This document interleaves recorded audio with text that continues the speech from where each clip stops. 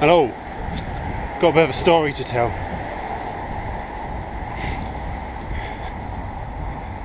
Going back a few years now, I was in a cash converters and I found what I thought was one of the holy grails of game collecting, a Mega Drive game. If you know game collecting, you might be able to guess what it is.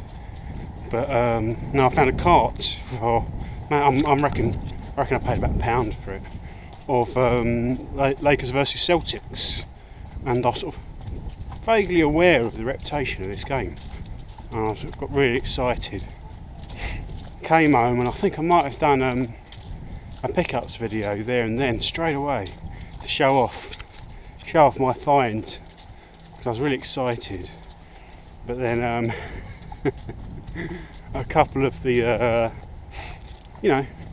more experienced hands in game collecting put a metaphorical hand on my shoulder and I think, whoa there, easy tiger, call your jets. This the rarity, the collectability of Lakers versus Celtics, as they explained to me, is in the manual. As far as the PAL version is concerned, is in the manual and the sleeve. The carts themselves are multi-carts, multi-region, so essentially they're exactly the same, or as I understand, they're exactly the same this side of the pond as they are the other side of the pond. So in other words, the cart itself isn't collectible at all, really. They're everywhere, and the likelihood is that any that appear on this side of the Atlantic will probably have come from the other side of the Atlantic. So so if you're a collector, your holy grail would be a complete copy of Lakers versus Celtics. So I put it down to experience and got on with my life. Played the game a bit. It's I played Bulls vs Lakers. I rented it, I think. Actually, I think I even had it and enjoyed it, actually. So I thought, Lakers vs Celtics, not so much. I mean, as far as I know, it doesn't have player markers, so you don't really know who you're controlling until you can. It's weird, but anyway, yeah. Didn't really have much to do with the game ever since I've had it. It's just sort of sat in a pile somewhere. Moving on to literally sometime last week, I was looking on CEX's website, and I was typing in. I always go on there and I look for certain games that are, generally pretty uncommon. I type them in and just see. I've got some credit going, and it's just see if they've got one in stock at least. Like available online, or if there's one local. And I think things like PS2 games, uncommon but cheap PS2 games I look for that are still on my list. One of them is Sylpheed. Sylpheed's pretty run-of-the-mill, not that good shooter. And until this week, last week, it had only been the PS2 version that came up if you ever did a CEX search for Sylpheed. But I was on CEX and typed in Sylpheed, and then 4 options came up, and one of them was the Mega CD. One of the games was the Mega CD version. So, hang on, are CEX doing? Someone's behind me. It's the sound of my own footsteps. Yeah. So I checked, and lo and behold, starting last week, CEX were doing Mega Drive games. So that's exciting. So I, just to see what they had available, if they had anything in stock, because it was like early days. I found there a Mega Drive section. You can go into Mega Drive games and you can change the search parameters, the search ordering. So I put in highest cost first, and so that you can see if they've got anything really interesting. And none of it was in stock, obviously, but the one right at the top was Lakers versus Celtics. And get this, they will sell it. They sell it if they ever get a copy. Not likely, but they sell it for 1,500 nicker. And to anybody who doesn't know what that means, that's £1,500. For a mint, that's a mint, because they have 3 classifications for cart games now, because they're then cart games. They have mint, boxed, which is anything other than mint, although I think it obviously varies depending on who's taking in the games. And then the lowest classification is obviously unboxed, cart only. So for a mint, Lakers versus Celtics, they'll sell it for 1,500. They'll give you, I think it was a grand cash trading, maybe slightly less, I can't remember now, or a bit more credit, so like Jesus, £1,000 around thereabouts. For unboxed, slightly less, you know, I think it was, they sell it for £1,000 and it's like £750 cash or credit, so I don't know, but they'd made a mistake. In their naivety, they'd extrapolated. It looked like they'd taken a guess at the cost of the cart, and they'd extrapolated what they were selling the cart for, and also what credit they were giving for a cart, from their knowledge of how much a full complete version goes for. They hadn't adjusted for the fact that they're multi-carts. So at the time,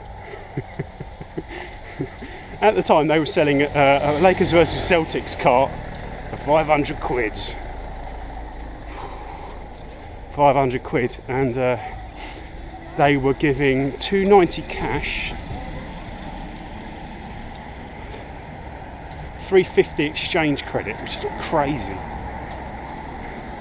And when I saw it, oh Jesus!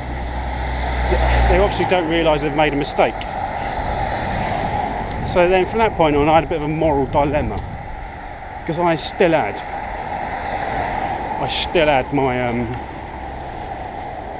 my cart only. So I'm thinking, oh God, can I? It's the right thing to have done.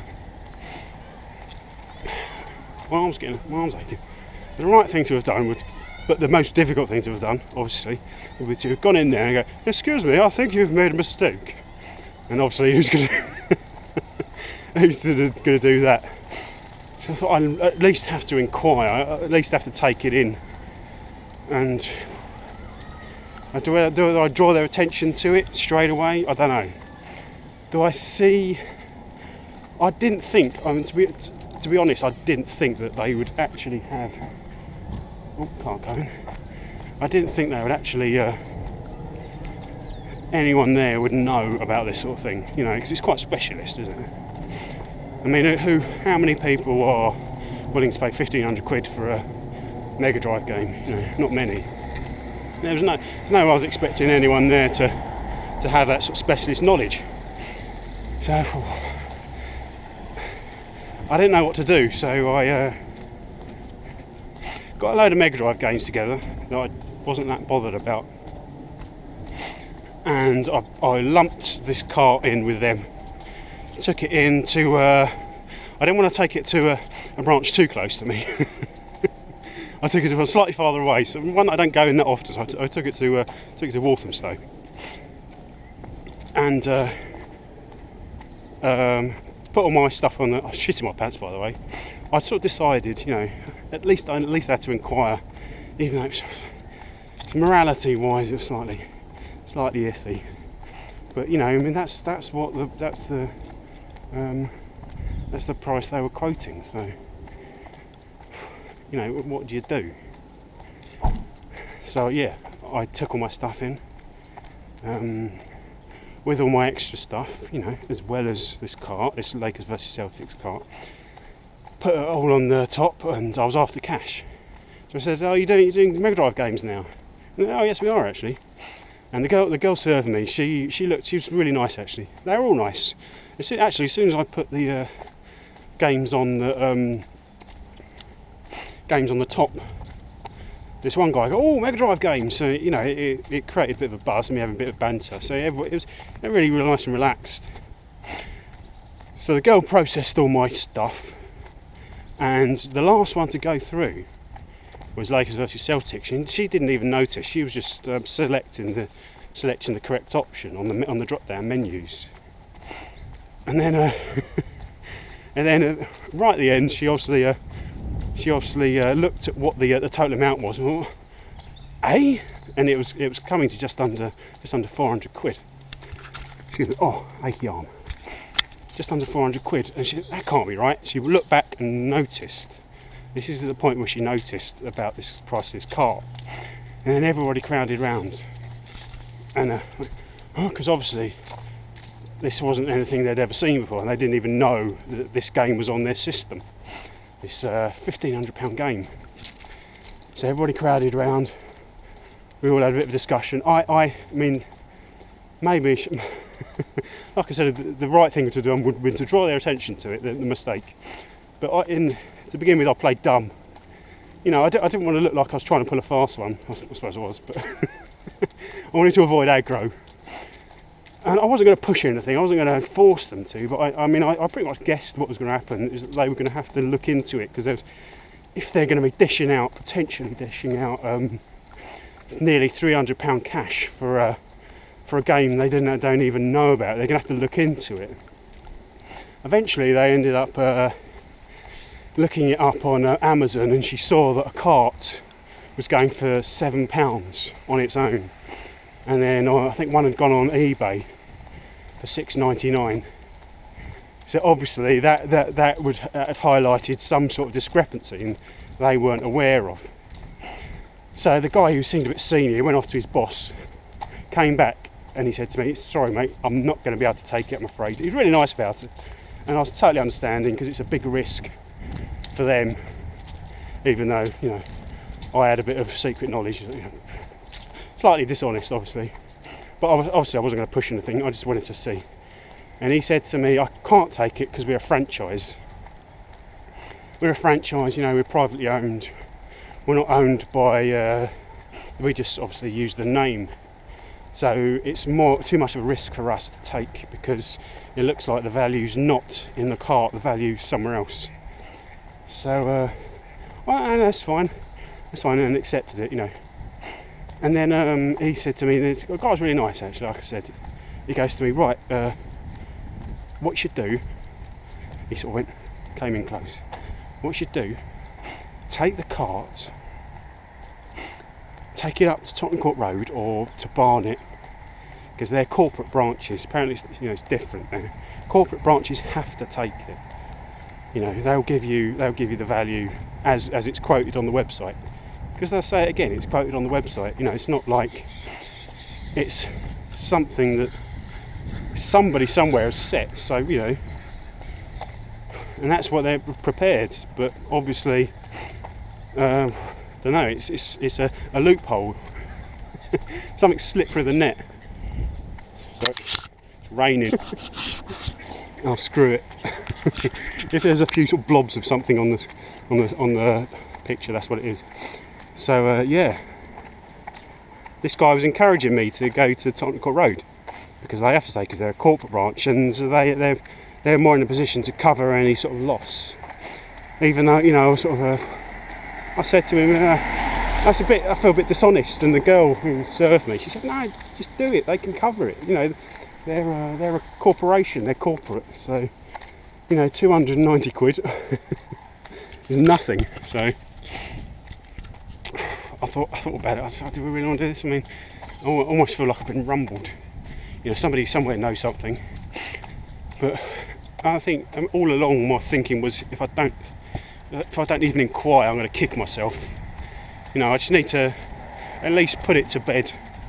You know, and in reality, I knew I was never going to get, because the reaction's always going to be the same. It's always going to be, "Oh, Jesus," you know, it's a lot of money. But yeah, so in the end, I did take it to Tottenham Court Road. The reaction was slightly, no, it was very similar. Again, they were really nice there, and totally naive. But corporate branch, they had access to a guy the manageress referred to as Retro Monkey, who apparently sets all the prices. So that's how they set the prices. It comes from a guy in their head office. I think he's actually in Watford. So, you know, who knew? And I'm guessing he uses some sort of index.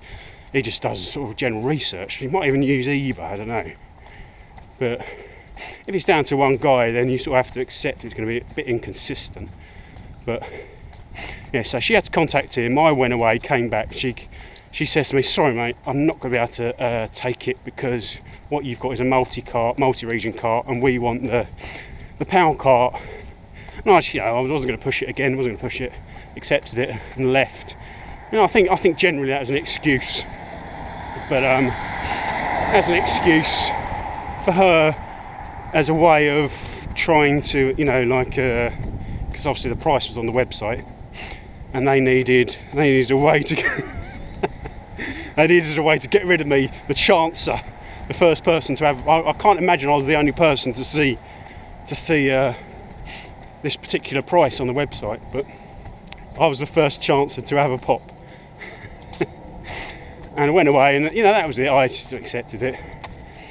But then I went home. I was home late that day, and I was like, oh, yeah, I'll just check CEX's website. This is literally a few hours later. I'll just check CEX's website. You know, just sort of to see if there's anything else in stock. And again, I saw the price of Lakers versus Celtics. Mint, same. Boxed, same. Cart had gone from £500 selling price to a tenner. I'm not taking credit, but you know, I did actually tweet. I tweeted, and it looked like I was trying to take full credit for it. But no, irony doesn't come across well in tweets. But you know, it just made me laugh, the fact that they must have scrabbled around having had some chancer, or me, try and trade his game in for the price they were quoting, for 290 quid. So yeah, and then so it dropped from 500 to a tenner, and credit wise they would give you £4 cash or £6 trading. So still £6 trading is not bad for a you know, a cart, a really common cart. So I think that's what I'm going to do, you know. But anyway, it just made me laugh. It was a bit of a story. I'd just like to know what would people do? What would people do in a similar situation? I don't know, but apparently they're doing retro. They're going to be doing more retro from now on, including PS1. It's something they're introducing gradually. So there's workmen coming up here. I'm going to turn you off. So yeah, let me know what you'd do if you're in the same situation. So thanks for watching. I'll see you later.